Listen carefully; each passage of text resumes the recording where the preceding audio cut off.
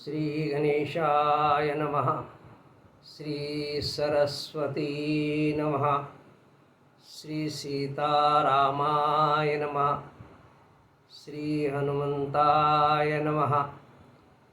वक्रतुंड महाकाय सूर्यकोटिसमप्रभ निर्विघ्नं कुरु मे देव सर्वकार्येषु सर्वदा। राघवं रामचंद्रं रावणारी रमापतिं राजीवलोचनं रामं तव वन्दे रघुनन्दनं। मनोजवं मारुतुल्यवेगं जितेन्द्रियबुद्धिमतां वरिष्ठं वातात्मजं वानुरतमुख्यं श्रीरामदूतं शरणं प्रपद्ये। नमः पार्वतीपति हर हर हर हर महादेव। ओम शांति शांति शांति।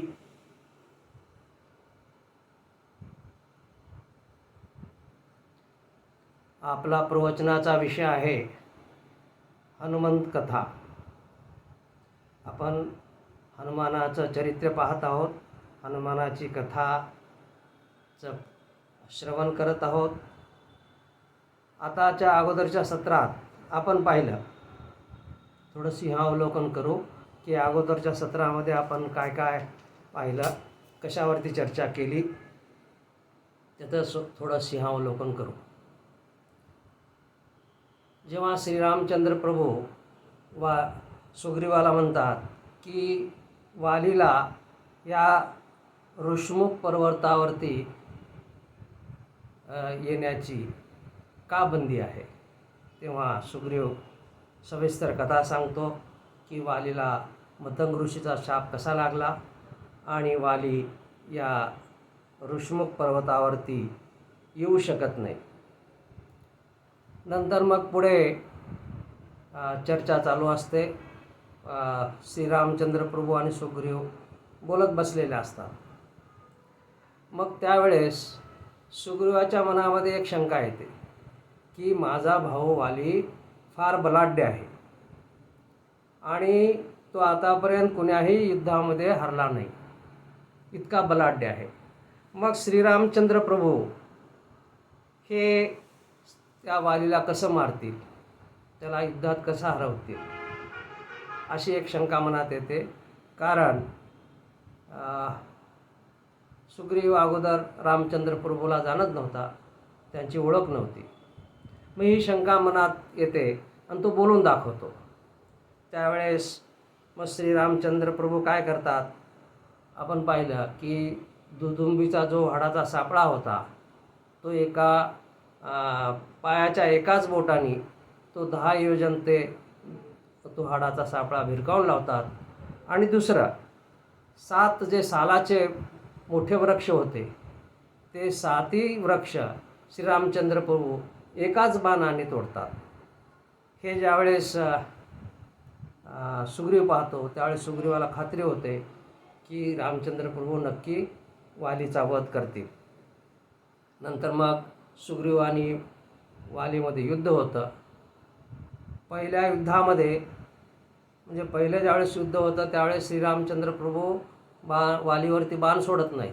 त्याचं कारण असं असतं की दिसण्याला आणि युद्ध कौशल्य म्हणा, शरीरयष्टी म्हणा, वेशभूषा हे सर्व वाली आणि सुग्रीवामध्ये सम होतं। आणि समजा श्रीरामचंद्र प्रभूंनी वाली समजून जर बाण सोडला आणि तो सुग्रीवाला लागला तर सुग्रीव मरण पावे, या भीतीपोटी पहिल्या वेळेस ते श्रीरामचंद्र प्रभू बाण सोडत नाही। नंतर खून म्हणून सुग्रीवाच्या गळ्यात एक फुलाची माळा घातली जाते आणि दुसऱ्या वेळेस ज्यावेळेस युद्धाला प्रारंभ होतो, युद्धाला जाण्याच्या अगोदर तारा वालीला समजावण्याचा प्रयत्न करते, तुम्ही युद्धाला जाऊ नका। हरलेला शत्रू परत ज्यावेळेस येतो म्हणजे नक्की दुसरं काहीतरी कारण असतं, तिच्या मागे पाठबळ असतं। आणि मी ऐकलेलं आहे की श्रीरामचंद्र प्रभू हे त्याच्या सुग्रीवाच्या पाठीमागे आहेत आणि सुग्रीवाला त्यांनी वचन दिलेलं आहे की वालीचा वध करेन आणि सुग्रीव सीतामातेचा शोध घेण्यासाठी मदत करतील, असं एकमेकांमध्ये करार झालेला आहे आणि मैत्री झालेली आहे, तर तुम्ही जाऊ नका. परंतु वाली ऐकत नाही आणि तो युद्धाला येतो. आणि या युद्धामध्ये, दुसऱ्या युद्धामध्ये श्रीरामचंद्र प्रभू एक बाणाने वालीला घायल करतात. वाली खाली जमिनीवर पडतो, जखमेतून रक्त वाहतं. हे आपण अगोदरच्या सत्रात पाहिलं. मग वाली ज्यावेळेस घायाळ होऊन खाली पडतो, त्यावेळेस श्रीराम आणि लक्ष्मण वालीजवळ जातात. वाली श्रीरामचंद्र कडे पाहतात आणि तर्कयुक्त देऊन, परंतु गर्वाने ते श्रीरामचंद्रला प्रभूला बोलतात. आता ते काय बोलतात आपण बघू. ही चर्चा, वालीची आणि श्रीराम प्रभूची चर्चा वाल्मिकी रामायणमध्ये वाल्मिकी ऋषींनी फार विस्ताराने वर्णन केलेलं आहे. आणि वाली तर्क देतो आणि त्या तर्काचं खंडन श्रीरामचंद्र प्रभू कसे करतात ते आता पाहू. वाली काय म्हणतो बघा. हे श्रीरामा, मला माहीत आहे तू दशरथाचा पुत्र आहेस. तू इक्ष्वाकू वंशामध्ये जन्मला आहेस, रघुवंशामध्ये जन्मला आहेस आणि रघुवंशी हे सत्यवादी असतात हे मला माहीत आहे. आणि तू सत्याच्या बाजूने राहतोस आणि तू एकवचनी आहेस, एक पत्नी आहेस, एक बाणी आहेस. तू धार्मिक राजा आहेस, धार्मिक राजपुत्र आहेस, हे मी ऐकलेलं आहे. तू दयाळू आहेस, करुणायुक्त आहेस, सदाचारी आहेस. दीनदुबळ्याला तू मदत करतोस, दुष्टाचा नाश करतोस. तू सद्गुणी आहेस, न्याय आहेस, प्रजेची काळजी घेणार आहेस, रक्षण करणार आहेस. आणि जे अधार्मिक लोक आहेत, जे दुष्ट लोक आहेत, त्याला तू दंड करतोस असे मी ऐकलेलं आहे. तुझ्यामध्ये फार चांगले गुण आहेत, जे राजाला जे गुण आहेत. आता वाली बघा कसं म्हणतो, राजाला काय काय गुण असायला पाहिजेत हे वाली तर्कयुक्त प्रमाणे शास्त्राप्रमाणे सांगत आहे की राजाचे गुण काय असतात म्हणे. राजाचे गुण असतात इंद्रिय निग्रह. म्हणजे राजाला पहिला प्रथम इंद्रियावरती ताबा असायला पाहिजे.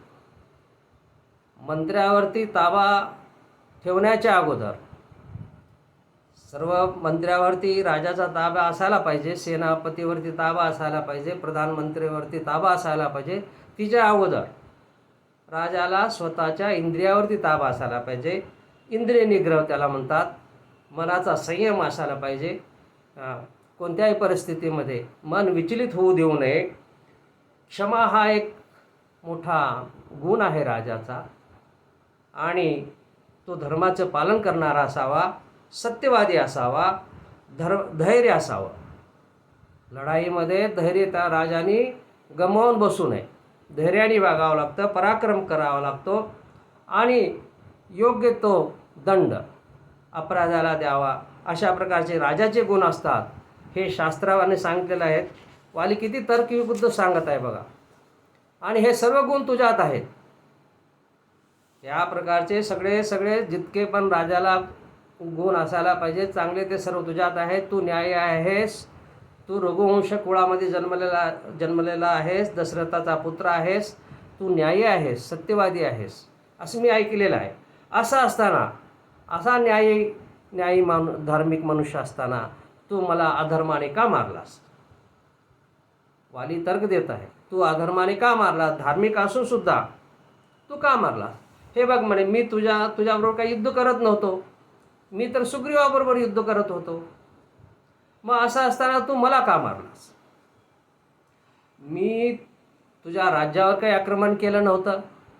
तुला किंवा तुझ्या कुटुंबाला किंवा तुझ्या प्रजेला काही त्रास दिला नव्हता. तुझी काही जमीन जुमला हडप केला नव्हता. मला काही पैशाचं, तुझ्या धन दौलतीची काही आशा नव्हती. तुझा जमीन जुमला घ्यायचा नव्हता, तुझं राज्य घ्यायचं नव्हतं. तरी सुद्धा तू का मारलास. वैराचं मुख्य कारण शास्त्राने सांगितलेलं आहे की मुख्य कारण असते पैसा अडका, जमीन जुमला, म्हणजे जमिनीचा वाद, धन दौलत, आणि मुख्य म्हणजे स्त्री, यावरून वैर निर्माण होतं. मग असलं काहीच गोष्टी आपल्यात नाही आहेत. मी तुला काही तुझ्याबरोबर काही लढाई करत नव्हतो, तुझी काही मी नुकसान केलं नाही, तुझ्या प्रजेला मी काही त्रास दिला नाही, तुझ्या राज्यावरती मी काही आक्रमण केलं नाही, मी तुला वाईटसुद्धा बोललो नाही, तुझा अपमानसुद्धा केला नाही. आणखीन एक वैराचं कारण असतं की मनुष्य आपल्या वाणीनं दुसऱ्याला दुखावतो, दुसऱ्याला काहीतरी वाईट बोलतो, अपमान करतो. ते एक वैराचं कारण असतं. असं पण मी काही केलं नाही, तुला कधी वाईट बोललो नाही, आपली तर भेटच झाली नाही, म्हणजे बोलण्याचा तर संबंधच येत नाही, आपली कधी भेटच झाली नाही. असं असताना तू मला का मारलास? अशा प्रकारचे तर्क देतो. तो आणखीन काय म्हणतो बघा, मी मांसाहारी नाही, म्हणजे मी काही मांस खात नाही, फळे मुळे असं कंदमुळं खाऊन आम्ही जगतो, आणि आम्ही वानर आहोत म्हणे. आणि आम्ही वानराचं मांस, समजा एक असतं की बाबा काहीतरी प्राण्यांना मारून आपण मांस खावं, अशी एक भावना असते. हे राजे लोक शिकार करतात, पशुची शिकार करतात, पक्ष्याची शिकार करतात. तू राजा आहेस, राजकुमार आहेस, तू शिकार करू शकतोस तुझ्या राजधर्माप्रमाणे, परंतु आम्ही वानर, आमची कोणी शिकार पण करत नाही, कारण आमचं मांस कोणी खात नाही. तसंच आमचं कातडं जे आहे किंवा हाडे आहेत किंवा केस, याचा कोणीच वापर करत नाही, आम्हाला तुच्छ मानलं जातं. मग असं असताना शिकार म्हणून तू, म्हणजे राजे लोक जसं शिकार करतात तशा प्रकारे तर नाही, मी शिकारीला योग्य पण नाही, शिकार करण्याला पण योग्य नाही, आम्ही तुच्छ मानलं जातो, आमचं मांस कोणी खात नाही, मग तू मला का मारलास? अशा प्रकारचे तर्क देतात. हे बघ म्हणे, तू मला अधर्माने मारलास, तू धार्मिक नाही आहेस, तू फक्त धार्मिकपणाचं सोंग घेतलेलं आहेस. आता पहा, अगोदर आता स्तुती केली होती, आता काय म्हणतो, आता दोष द्यायला चालू करतो वाली, की तुम्ही स्वतःला धार्मिक म्हणवता, परंतु तुम्ही धार्मिक नाहीत, तुम्ही फक्त धार्मिक लोकांचा वेश घेतलेला आहे, साधू संतांचा नुसता तुम्ही वेश घेतला, परंतु तुम्ही साधू नाही आहात, तुम्हाला धर्माचा आधार नाही, तुम्ही नुसते धर्माचं तुणतुणे वाजवता. अशा प्रकारचे कडक शब्द तो श्रीरामाला बोलत आहे. आणखीन काय म्हणतो, मला माहीत आहे म्हणे तुझी पत्नी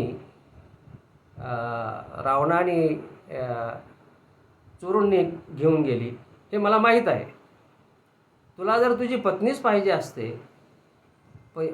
तुला जर तुझ्या पत्नीच मिळवायची होती, तर मला सांगायचं काम होतं.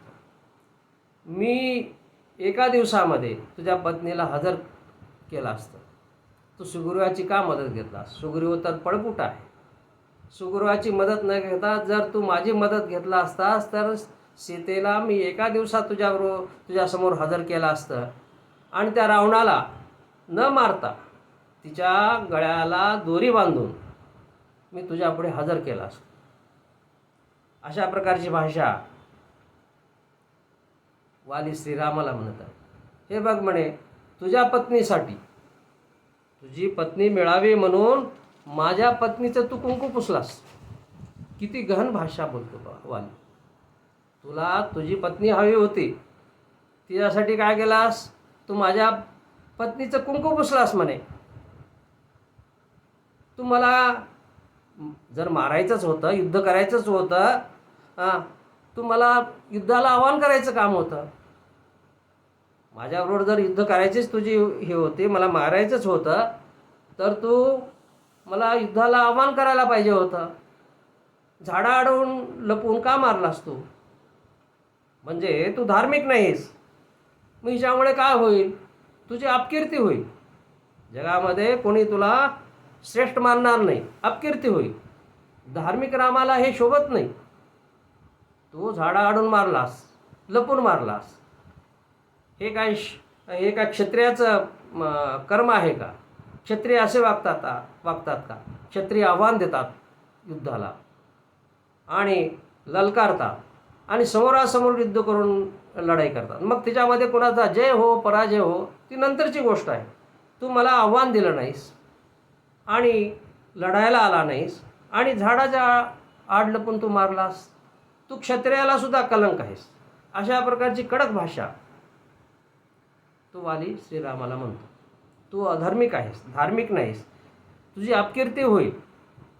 लोक निंदेला राजे लोक फार घाबरतात. लोकनिंदा राजे लोक जे असतात आपली निंदा होऊ नये, लोक आपलं निंदा करू नयेत म्हणून फार घाबरतात आणि फार जपून वागतात. तू असं न करता मला तू अधर्मानं मारलास, मग तुझी कीर्ती कशी होईल? लोक तुझी निंदा करतील. याचं नीट उत्तर दे. मी काही जे बोललो ते खोटं आहे का सांग. मी आतापर्यंत जितकं काही सांगितलं ते खोटं आहे का सांग. आता तू नीट उत्तर दे. आता बघा वाली कसं तर्कयुक्त बोलला. आता आपण जर संसारिक मनुष्य आहोत, त्या संसारिक मनुष्याला बरोबर वाटेल, वालीचं म्हणणं बरोबर वाटेल की श्रीरामाने वालीला युद्धाला आव्हान न देता झाडाच्या आड लपवून क्षत्रिय न शोभणारं काम झाडाच्या आड लपून बाण सोडला, हे आपणा सर्वांना पटेल. आणि काही चर्चा पण होत असते की श्रीरामाने वालीला अधर्माने मारलेलं आहे. हे श्रीरामाने करायला नको होतं. समोरासमोर युद्धाला आव्हान देऊन मारायला पाहिजे होतं क्षत्रियासारखं, असं आता पण चर्चा लोक करतात. काही कविकर्ते आहेत, काही जे लोक रामायणावर ते भाष्य करतात किंवा टीका करतात, ते रामाला दोष देतात, श्रीरामाला दोष देतात.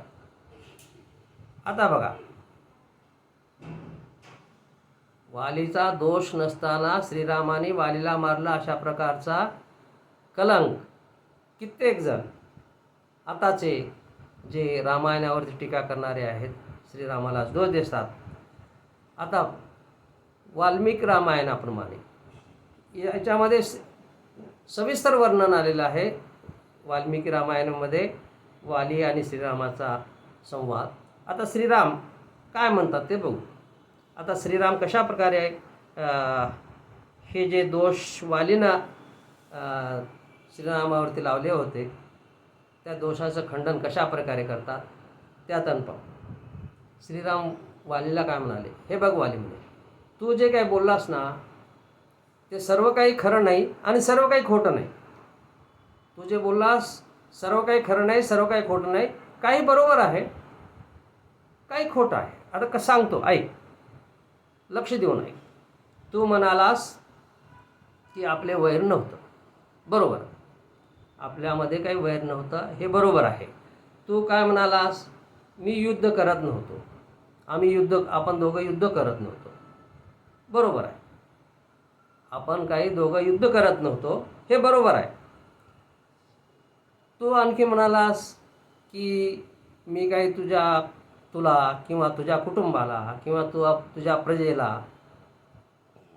त्रास दिला नाही, असं तू म्हणालास, ते पण बरोबर आहे.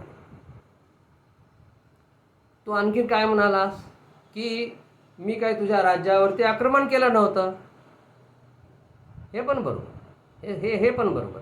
आणखीन एक म्हणालास तू की मी काही तुझा अपमान केला नव्हता, मी काही तुला वाईट बोललो नव्हतो, असं म्हणालास. हे सगळं बरोबर आहे. हे जे आता अगोदर आणि तू माझी स्तुती केलास ते पण बरोबर आहे. मग वाली काय म्हणतो, मग एवढं सगळं बरोबर आहे तर मला का मारलास? आता वालीचा आणखीन प्रश्न की एवढं तू म्हणतोस की मी एवढं जे अगोदर म्हणालो ते सगळं बरोबर आहे म्हणतोस, मग तू का मारलास मला? मग श्रीराम प्रभू काय उत्तर देतात बघा. हे बघ वाली, तू अगोदर काय म्हणाल, तू माझी स्तुती केलीस, बरोबर. आणि नंतर मला दोष देऊ लागलास. हां, मी अधार्मिक आहे, साधूच्या वेशामध्ये मी कपटी आहे, मी कपटानं तुला मारलो, हे जे काही मला दोष दिलास ते बरोबर नाही. मग वाली म्हणतो, ते कसं बरोबर नाही? कपटानंच मारलास तू मला, ते कसं बरोबर नाही? मग श्रीराम सांगतात, बघ म्हणे, तू अज्ञानी आहेस, तुला आणखी शास्त्र काय, शास्त्राचं ज्ञान नाही. समजलं का? आणि तसं राजधर्मसुद्धा तुला कळत नाही जास्त. हां, तू वानर जातीमध्ये जन्मालास. शास्त्र काय, अशास्त्र काय, धर्म काय, अधर्म काय, नीती काय, अनीती काय, राजाचे धर्म का असतात, राजाचे कर्तव्य का असतात, हे तुला पूर्ण माहिती नाही. तुला अर्धवट माहिती आहे, परंतु पूर्ण नाही आहे. आम्ही रघुवंशी आहोत आणि रघुकुळात जन्मले आहोत. आम्हाला शास्त्र कळतं, नीती कळते. आम्ही कुणावरतीही अन्याय करत नाही. आतापर्यंतचा इतिहास आहे, रघुवंशातील कोण्याही राजानं कुणावरती अन्याय केला नाही. तरीसुद्धा तू पोरकटपणामुळं उतावीळ होऊन मलाच दोष दिलास, मला उपदेश करतोस, मला दोष दिलास, मला उपदेश करतोस. ऐक म्हणे, आता मी काय सांगतो ते थोडं लक्ष देऊन ऐक. मी काय सांगतो ते, ही सारी जी पृथ्वी आहे ना, ही इक्ष्वाकू वंशाची आहे, म्हणजे रघुवंशातील कुळातील राजाची आहे. आणि त्या पृथ्वीचं पालनपोषण करणे, ह्या पृथ्वीवरती जितके पण पशुपक्षी म्हणा किंवा मानव आहेत, मनुष्य आहेत, पक्षी आहेत, पशु आहेत, ह्या सर्वांचं पालनपोषण करण्याची जिम्मेदारी आम्ही रघुवंशाकडे आहे. आणि सर्व प्रजा ही सुखी राहावी, हा आमचा नेहमीचा प्रयत्न असतो. आता सध्या भरत आहे, तो राज्य करतो. रघुवंशामध्ये भरत हा राजा आहे आणि आम्ही सर्वजण त्या भरताचे आम्ही आदेश पाळतो आणि त्याचा आज्ञा आहे, भरताची आज्ञा. आता श्रीरामचंद्र प्रभू काय सांगतात, हे वाली बघ म्हणे, आता नीट देऊन ऐक, लक्ष देऊन ऐक, की आम्ही जे आहे भरताच्या आज्ञेचं पालन करतो. आणि भरताची अशी आज्ञा आहे की सर्व मिळून, सर्वांनी माझ्यासहित सर्वांनी मिळून प्रजेची काळजी घ्यावी, प्रजेला कष्ट होऊ देऊ नये, प्रजेची काळजी घ्यावी, प्रजेला सुखात ठेवावे.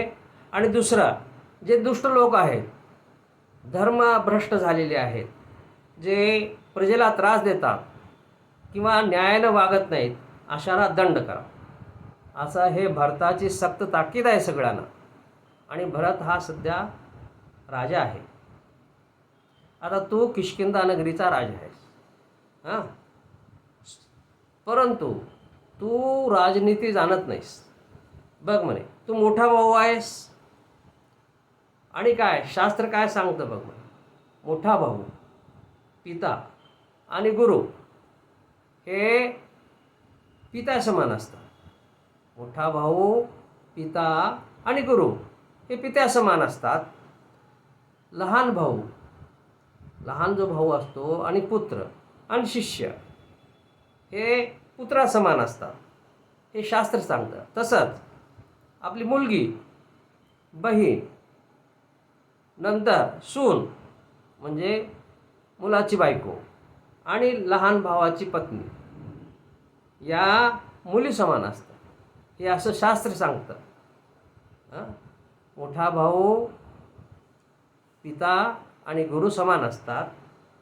नंतर लहान भाऊ, पुत्र आणि शिष्य समान असतात. तसंच बहीण, मुलगी, सून आणि लहान भावाची बायको हे समान असतात, हे समान मानलेलं आहे. मग तू काय केलंस बघ, तू काय केलास, पुत्रा समान असलेल्या लहान भावाला, सुग्रीवाला तू राज्यातून हाकलून दिलास. तू वडील आहेस ना, तू मोठा आहेस, घरचा कर्ता आहेस, राज्याचा राजा आहेस, लहान भावाला हाकलून कोणी देतं का म्हणे? जरी त्याची काही चूक झाली असती तर त्याला समजावायचं पाहिजे होतं. मी तर असं ऐकलं आहे की तू न ऐकता, दोन्ही बाजू न ऐकता, दोन्ही पक्षाचं न ऐकता स्वतःच्या मनासारखं केलास आणि सुग्रीवाला हाकलून दिलंस. दुसरं, लहान भावाची बायको ही मुली समान असते. सुग्रीवाची पत्नी रुमा तू काय केलास? आपल्याजवळ ठेवलास. म्हणजे लहान भावाची बायको जी असते ती आपल्या मुली समान असते. तिला तू काय केलास? स्वतःजवळ ठेवलास.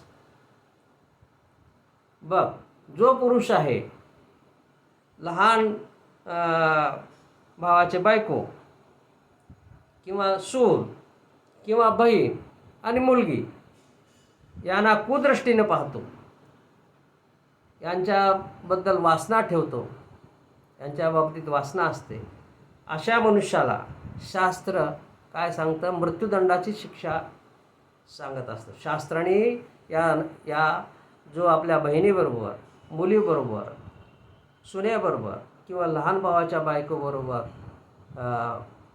वाईट संबंध ठेवतो त्याला शास्त्राने मृत्यूदंडाची शिक्षा केली आहे, हे शास्त्र सांगतं. माहीत आहे का तुला? तू काय केलास? लहान भावाच्या बायकोला, रुमाला तू आपल्याजवळ ठेवलास. आता बघ म्हणे, आता राजाची कर्तव्य आहे. राजाचे कर्तव्य सांगतो. राजाचे कर्तव्य काय? प्रजेचे पालन करायचं, प्रजेला सुरक्षा द्यायची, प्रजेला आनंदात ठेवायचं. कोण्या दुष्ट लोकाचा, वाईट लोकाचा प्रजेला त्रास होऊ नये हे पाहायचं. आणि गुन्हेगारास, राजाचं कर्तव्य आहे गुन्हेगारास शास्त्राप्रमाणे शिक्षा करणे.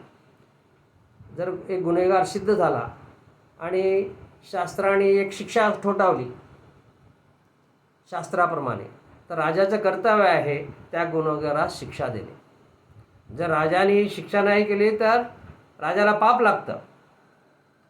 राजाने योग्य दंड द्यायला पाहिजे. आणि तो दंड कसं? शास्त्राप्रमाणे द्यायला पाहिजे, आपल्या मनाप्रमाणे द्यायला नको. आपल्या मनात आलं तशा प्रकारे शिक्षा करायला नको, किंवा गुन्हेगाराला पण सोडून द्यायला नको. गुन्हेगाराला जर शिक्षा नाही केली तर राजाला पाप लागतं. आता मी काय केलं म्हणे? मी राजा भरताची आज्ञा पाळतो. मी राजा भरताची आज्ञा पाळतो. लक्ष देऊन ऐक. मी राजा भरताची आज्ञा पाळतो. मी राजाचा प्रतिनिधी आहे आणि मी शास्त्राप्रमाणे तुला शिक्षा दिलेली आहे. शास्त्राप्रमाणे शिक्षा दिली आहे. मी तुला काही युद्धात मारलं नाही, मी शिक्षा दिलेली आहे. लक्ष देऊन ऐक. मी युद्धात तुला मारलं नाही, तुझ्याबरोबर युद्ध केलं नाही. मी शिक्षा दिलेली आहे, राजाचा प्रतिनिधी म्हणून शिक्षा दिलेली आहे. बाबाली काय म्हणतो?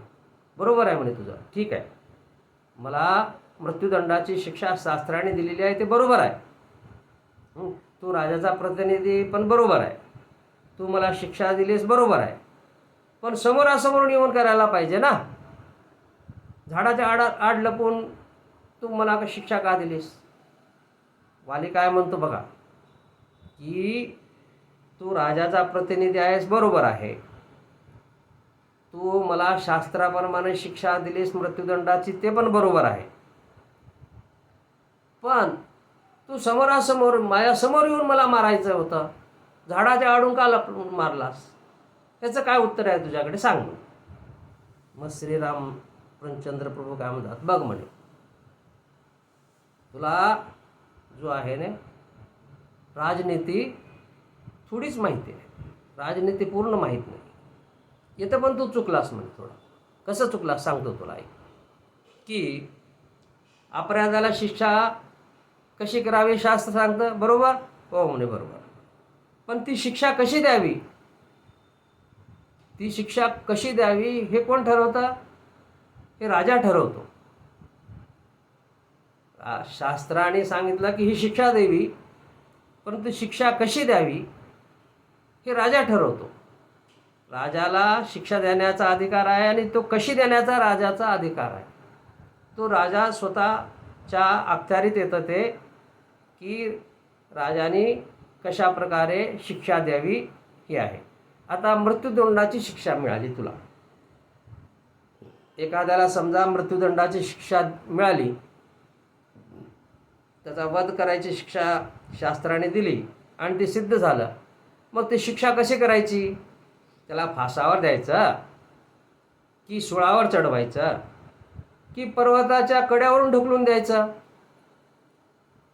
का हत्तीच्या पायाखाली तुडवायचं का त्याचा गळा कापायचा तलवारीने? हे राजा ठरवतो. हा राजाचा अधिकार आहे. मृत्यूदंडाची तर शिक्षा आहे, पण फाशी द्यायची का सुळावर चढवायचं का पर्वताच्या कड्यावरून फेकून द्यायचं की हत्तीच्या पायाखाली द्यायचं की तलवारीनं डोकं कापायचं, हे कोण? राजा ठरवतो. हा राजाचा अधिकार आहे. तर मी काय केलं म्हणे, की तुला मृत्यूदंडाची शिक्षा मिळाली हे सिद्ध झालं, मग ती मृत्यूदंडाची शिक्षा कशी द्यावी हे मी ठरवलं. मग मी धर्माला अनुसरून काम केलेलं आहे, राजाच्या कर्तव्याला अनुसरून काम केलेलं आहे, राजाच्या अधिकारात ज्या गोष्टी येतात त्याप्रमाणे काम केलेलं आहे, त्याप्रमाणे मी तुला शिक्षा दिलेली आहे.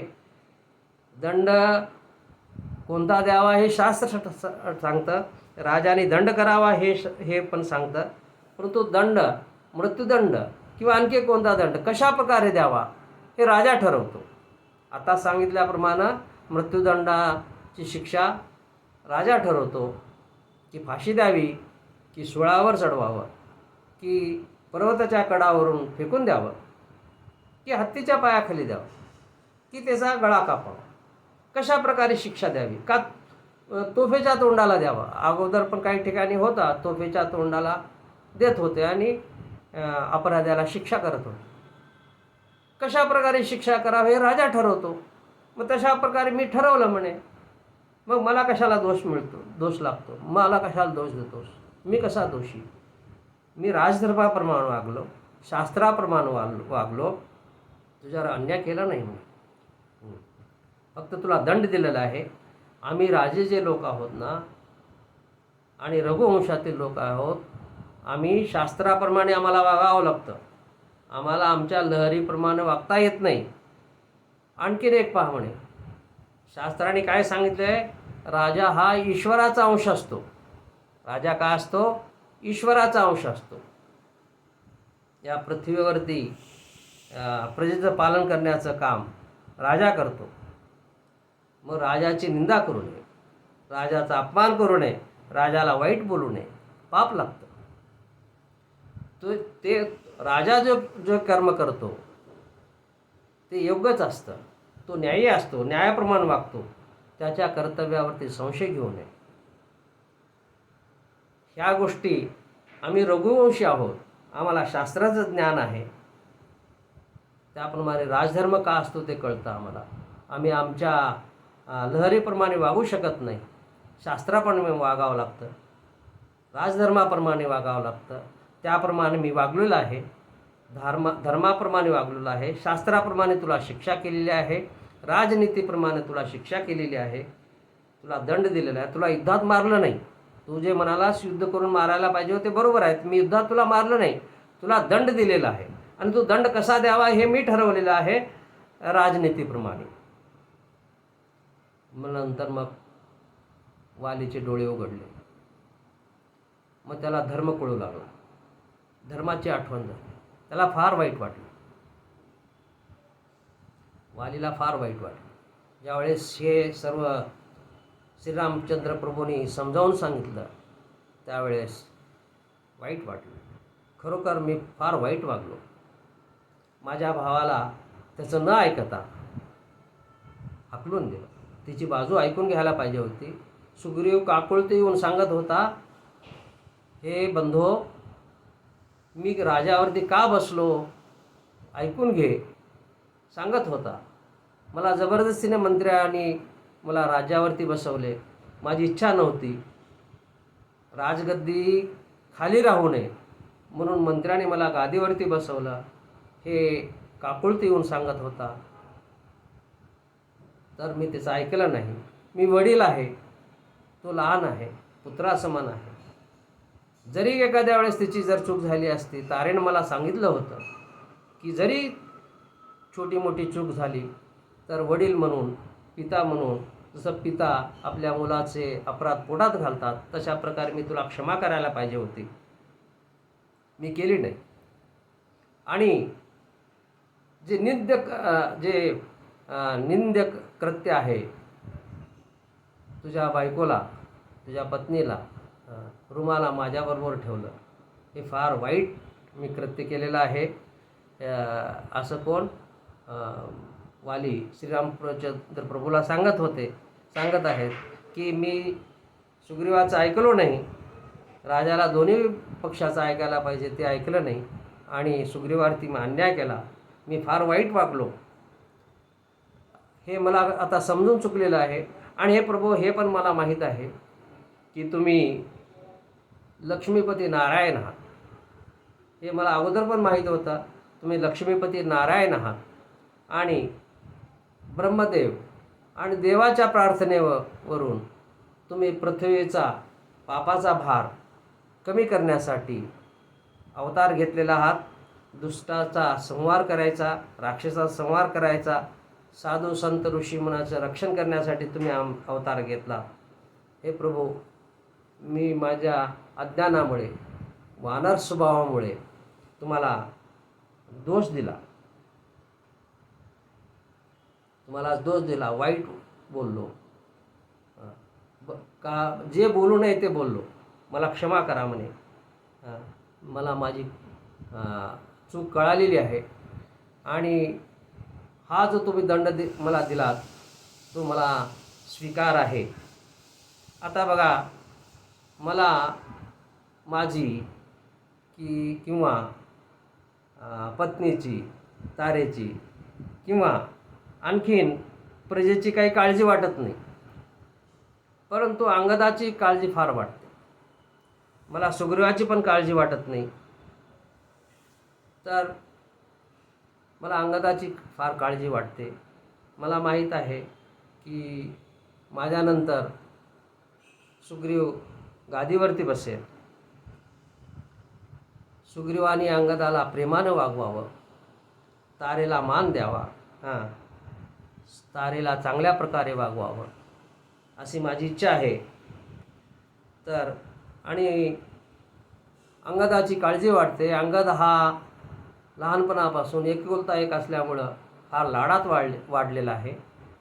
त्याला आणखी समज कमी आहे. तो शूर आहे, धैर्यवान आहे, माझ्यासारखा वीर आहे, परंतु आणखीन लहान आहे, अपरिपक्व आहे. तर मला अंगदाची काळजी वाटते. हे प्रभू, माझी शेवटची एक प्रार्थना तुम्हाला आहे, तुम्ही अंगदाला अभय द्यावे, अंगदाला काही 4 गोष्टी चांगल्या सांगाव्या आणि त्याला उपदेश करावा, सुग्रीवाला पण उपदेश करावा आणि अंगदाला मी तुमच्या ओटीत टाकतो. वाली काय म्हणतो, अंगदाला मला अंगदाची फार काळजी आहे, मी अंगदाला तुमच्या ओटीत टाकतो असं म्हणून अंगदाचा हात श्रीरामचंद्र प्रभूच्या हातात वाली देतो आणि तो मूर्छा येऊन पडतो. मग ही गोष्ट सगळीकडे समजते, अंतपुरात पण समजते की युद्धामध्ये वाली श्रीरामाच्या बाणाने घायल झालेला आहे. मग तारा येते आणि शोक करते, ती फार शोक करते. वाल्मिकी रामायणमध्ये याच्याबद्दल, तारेच्या शोकाबद्दल बरंच वर्णन केलेलं आहे, ते इथे विस्ताराने सांगत नाही. ती शेवटी काय म्हणते की मला तर जगण्यात काही अर्थ नाही, माझा पती वाली वारला, आता मी सती जाण्याचा विचार करत आहे, मी सती जाते. असं प्रकारची निर्वाणीची भाषा ही तारा करते. मग हनुमंतराय समजावतात. इथं हनुमंतरायाची भूमिका फार महत्त्वाची आहे तारेला समजण्यामध्ये. हनुमंतराय समजावून सांगतात, हे बघ तारे म्हणे, जन्म मृत्यू आहे हे आपल्या हातात नाही, जन्म आणि मृत्यू हे नियतीच्या हातात आहेत. सुख दुःख, बऱ्या वाईट गोष्टी हे कर्मामुळे होतात. आणि कर्म कशानं होतं? प्रारब्धामुळं. आपण जे काही कर्म करतो ते प्रारब्धाच्या मुळं करत असतो. प्रारब्धामध्ये काही संचित असतं. त्या संचिताप्रमाणे आपण कर्म करत असतो. त्याप्रमाणे आपण सुख आणि दुःख बघतो. ज्या प्रकारे आपण कर्म करतो त्याचे बरे वाईट फळ आपल्याला मिळतात. वालीचे कर्म श्रेष्ठ होते. वाली चांगल्या प्रकारे वागला. एकच चूक शेवटी झाली तिच्या हातून, नाहीतरी वाली चं कर्म हे फार श्रेष्ठ होतं. म्हणून तर तो श्रेष्ठ कर्म असल्यामुळं श्रीरामाच्या हातून त्याला मरण आलं. आणि श्रीरामाच्या हातून मरण येणं याच्यासाठी पुण्याही लागते. काहीतरी त्याने संचित असायला पाहिजे, चांगला असायला पाहिजे. त्याने चांगलंच काम केलं होतं, या जन्मामध्ये पण चांगलं केलं होतं, अगोदरच्या पण जन्मामध्ये चांगलं काम केलं असेल. फक्त एकच तिची चूक झाली होती, त्याने चांगलं कार्य केलं म्हणून तर रामचंद्र प्रभूच्या हातून त्याला मरण आलेलं आहे. आणि त्यामुळं तो श्रेष्ठ गती त्याला मिळणार आहे. तू काही चिंता करू नको. हे बघ, तू हनुमंतराय तारेला समजवतात, तू वयानं आणि मानाने या कुटुंबामध्ये श्रेष्ठ आहेस, वडील आहेस. तू काय आहेस आता? मानाने पण आणि वयाने पण श्रेष्ठ आहेस. तुझं आता कर्तव्य आहे अंगद आणि सुग्रीव आणि प्रजेला धीर द्यायचं तुझं काम आहे. सर्व वानर जी प्रजा आहे भयभीत झालेली आहे. वाली मरण पावल्यामुळं सर्व वानर जे आहेत भयभीत झालेले आहेत. सुग्रीव अंगदाला पण दुःख झालेलं आहे. तू मोठी आहेस कुटुंबामध्ये, तू या सर्वांना धड द्यायला पाहिजे. अशा कठीण प्रसंगी तू जर हाय खाल्लीस, तू जर धैर्य सोडलंस तर या बाकीच्या लोकांनी कुणाकडे पाहावं? हनुमंतराय समजून सांगतात तारेला, धैर्याने वागवावं, सर्वांना आधार दे. तू सर्वात या कुटुंबात मोठी आहेस, श्रेष्ठ आहेस. वालीनंतर तूच आहेस.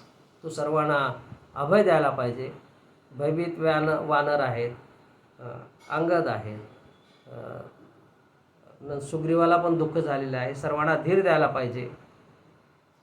अशा प्रकारचं हनुमंतराय तारेला समजावतात. मग थोडा तारेचं मन थोडं शांत होतं. नंतर मग वाली तर घायाळ झालेला होता. तो जमिनीवरती पडला होता. त्याचा श्वास मंद मंद चाललेला होता.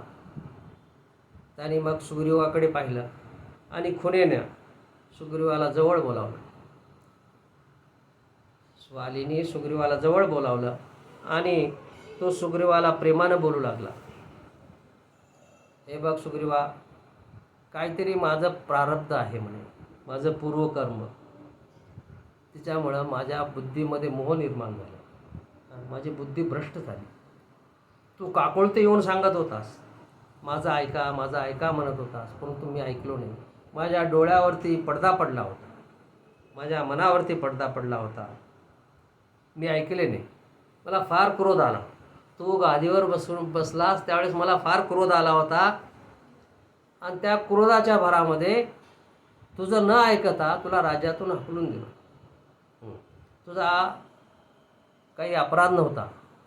तू सांगत होतास की मला कशा प्रकारे गादीवरती बसावं लागलं, ते न ऐकता मी हकलून दिलं तुला. नंतर तू परत ज्यावेळेस लढण्यास आलास, मला तारा समजावत होती, लहान भाऊ आहे, क्षमा करा असं म्हणत होती. वडील हे पित्या समान असतात. पुत्राचा जरी काही अपराध झालेला असला तर पिता जसं आपल्या पोटात घालतो तशा प्रकारे तुम्ही लहान बंधू जे सुग्रीव आहे, जरी त्याने अपराध तर केलेला नाही आहे, त्याची बाजू ऐकून घ्यायला पाहिजे होती. तुम्ही ऐकून घेतली नाही. जरी समजा त्याने अपराध केलेला असं वाटत असेल तर तुम्ही त्याची बाजू पण ऐकून घ्यायला पाहिजे होती. अशा प्रकारचं वाली सुग्रीवाला सांगत आहे. मला त्यावेळेस क्रोध आला होता, फार क्रोध आला होता. तारा मला सांगत होती तरीसुद्धा मी तिचं ऐकलं नाही आणि मी आणखीन एक वेळेस लढायला आलो तुझ्याबरोबर. तारा सांगत होते की दुसऱ्या वेळेस मी ज्यावेळेस लढायला आलो त्यावेळेस तारा सांगत होती की सुग्रीवाला श्रीरामचंद्र प्रभूचं साई आहे, तुम्ही जाऊ नका. तरीसुद्धा मी तारेचं ऐकलं नाही. त्यावेळेस पण सुद्धा मला क्रोध आला होता. काय असतं म्हणे बघा, क्रोधामध्ये ज्यावेळेस मनुष्याला क्रोध येतो त्यावेळेस मोठा निर्णय घेऊ नये असे म्हणतात. हे आता वालीला सुचत आहे. आता तो मरणावस्थेत आलेला आहे, त्यावेळेस त्याला शास्त्र सुचत आहे. त्यावेळेस राजधर्म का असतो ते सुचत आहे, नीतीच्या गोष्टी सुचत आहे. आणि मग तो सुग्रीवाला सांगतो की हे सुग्रीवा, मी तुझ्यावरती फार अन्याय केला. आता काय म्हणे, मी थोड्या वेळात मरणार आहे. तू राज्य कर, तू राज्याचा स्वीकार कर, अंगदाला सांभाळ, तारेला सांभाळ, की त्याप्रमाणे अंगदाला प्रेम कर. आणि ही जी तारा जी आहे, सुषेण वानराची कन्या आहे, ती फार ज्ञानी आहे. तिला काय चांगलं आणि काय वाईट हे सगळं कळतं.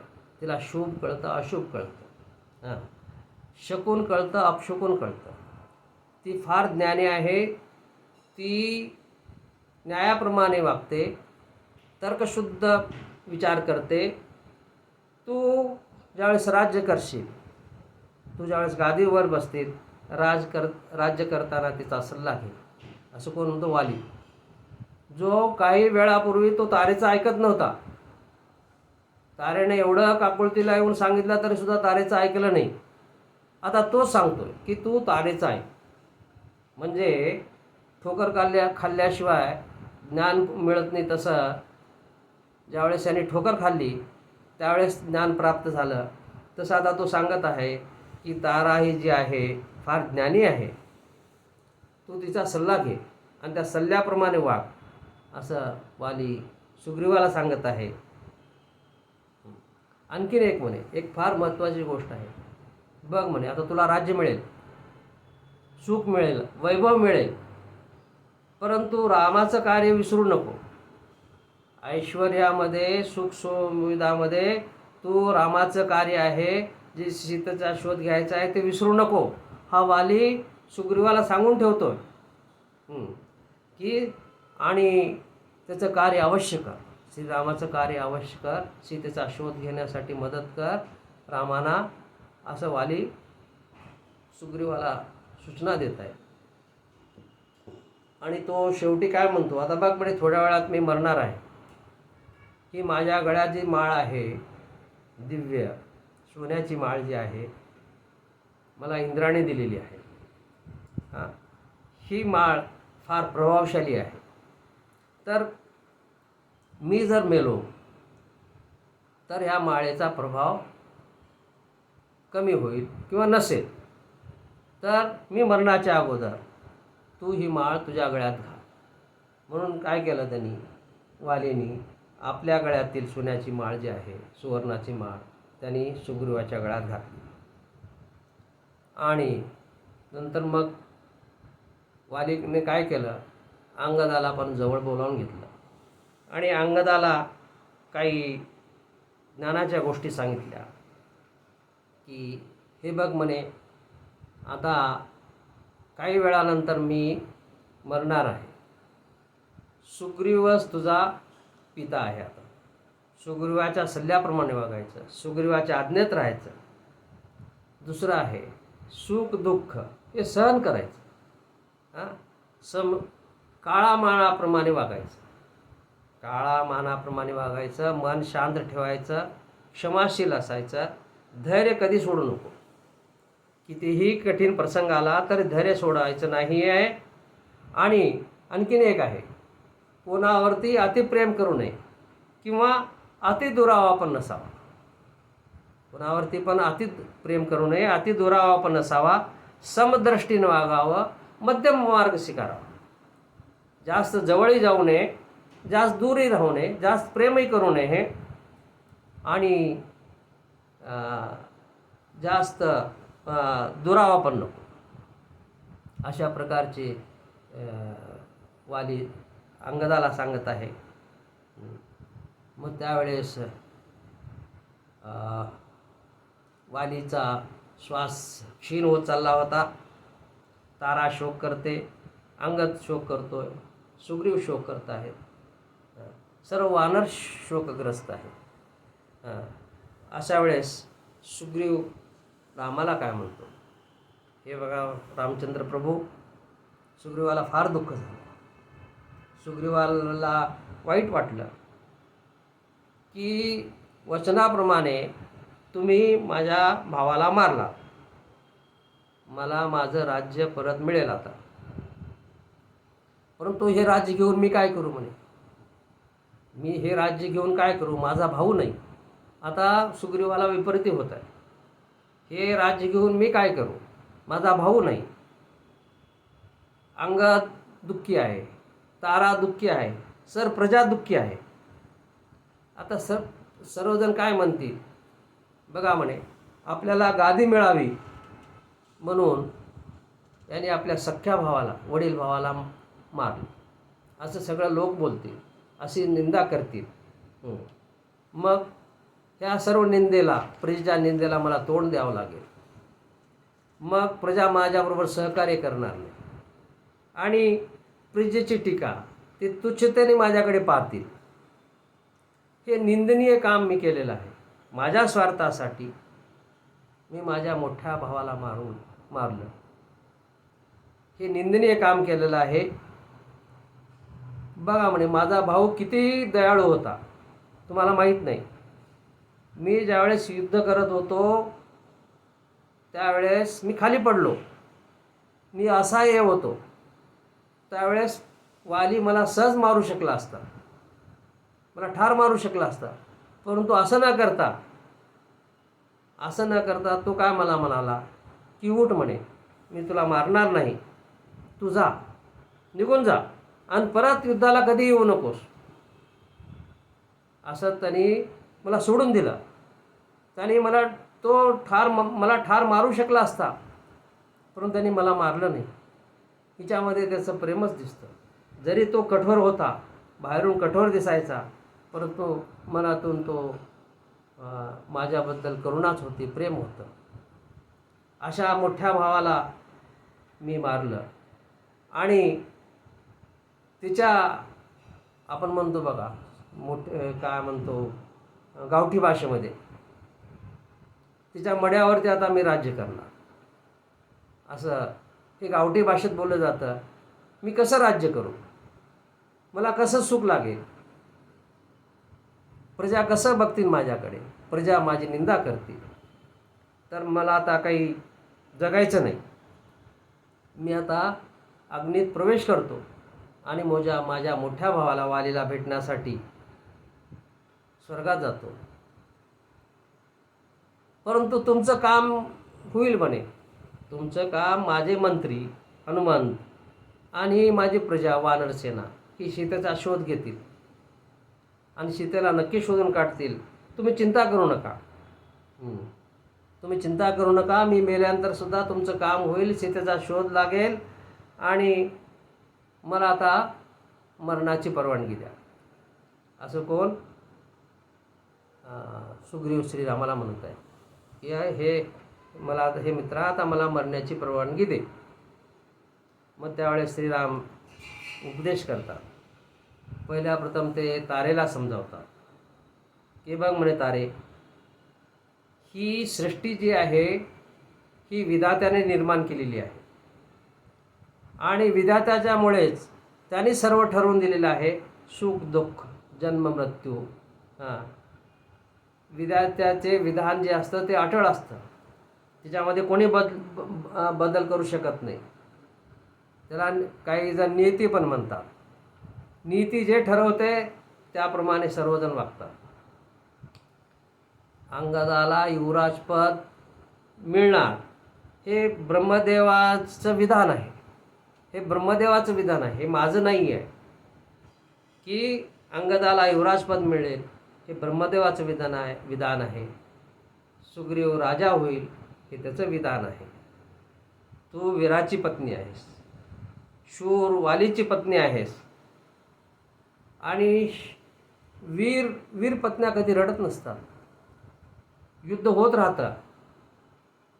युद्धामध्ये एकाचा जय होतो, एकाचा पराजय होतो. अशा वेळेस वीर पत्न्या जे असतात रडत बसत नाहीत. तू दुःखावर रडू नको म्हणे. तू परिस्थितीला धैर्याने तोंड दे.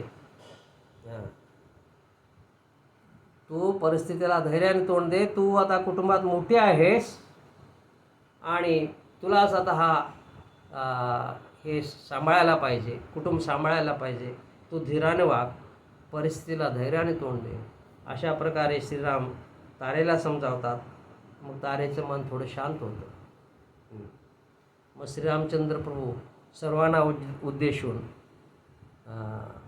सांगतात, हे बघा म्हणे, जे काय होतं, जे काय संसारामध्ये घडत असतं ते नियतीप्रमाणे घडत असतं. काही गोष्टी आपण पाहतो जीवनामध्ये की आपल्या ध्याने मनी नसताना सुद्धा घडतात. आपल्याला वाटत नाही की हे काम होईल का नाही, परंतु ते काम होतं. किंवा जेव्हा आपल्याला वाटतं की हे मी काम नक्की करेन, परंतु ते होत नाही. हिच्या मागे नियती आहे. वाल्मिकी ऋषी रामायणामध्ये त्या नीतीबद्दल फार सांगतात. नीतीबद्दल बऱ्याच वेळेस नीतीचा उल्लेख वाल्मिकी ऋषी रामायणामध्ये करतात. नीती फार बलवान आहे. तसंच रामचंद्र प्रभू पण सांगत आहेत, हे बघा म्हणे, हे नीती जी आहे ही फार बलवान आहे. ही नीती सर्वाचा आधार आहे. सर्वाचा आधार नीती आहे. तीच मनुष्याला कर्म करविते. मनुष्य स्वतः काही कर्म करू शकत नाही. मनुष्याला कठपुतळीचा पुतळा आहे आणि तो दुसऱ्याला सुद्धा कर्म करण्यास शक्ती देऊ शकत नाही. आपल्याला वाटतं की मी याला शक्ती दिलेली आहे हा कर्म करण्यासाठी, किंवा मी याला मदत केलेली आहे. असं काही नसतं. हे सगळा नियतीचा खेळ आहे, असं रामचंद्र प्रभू समजावून सांगतात. तशाच प्रकारे काळ जो आहे फार बलवान आहे.